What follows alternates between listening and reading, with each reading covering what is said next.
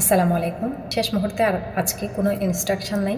শেষ মুহূর্ত হচ্ছে আপনারা বারবার রিভিশন করবেন, বারবার রিভাইজ দিবেন। আপনার যেই নোট, যেই খাতা অথবা যেই গাইডটি থেকে আপনি পড়াশোনা করেছেন, এতদিন প্রস্তুতি নিয়েছেন, সেই গাইডটিকেই রিভাইজ করার চেষ্টা করুন। কারণ হচ্ছে পরীক্ষার সেন্টারে প্রশ্নপত্র যখন হাতে পাবেন, আপনার সেই গাইড বা সেই নোটটি চোখের সামনে ভাসবে, যেটি থেকে আপনারা রিভিশন করবেন।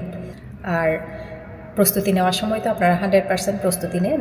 পরীক্ষা সেন্টারে গিয়ে দেখা যায় 7টা অ্যাক্টের 2% বা 3%, আমি ধরে নিলাম 5% আসছে, বাকিগুলো তো আসে না। তো ওই 5% যখন আসবে আপনার মাথা থেকে, দেখবেন বোঝাটা অটোমেটিক্যালি হালকা হয়ে গেছে।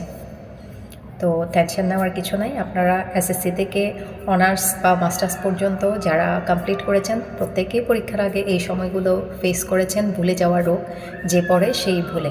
সো এটা নিয়ে টেনশন করার কোনো কারণ নেই। পরীক্ষার সেন্টারে প্রশ্নপত্র যখন হাতে পাবে, সব মনে পড়ে যাবে। সকলের জন্য শুভকামনা। ধন্যবাদ।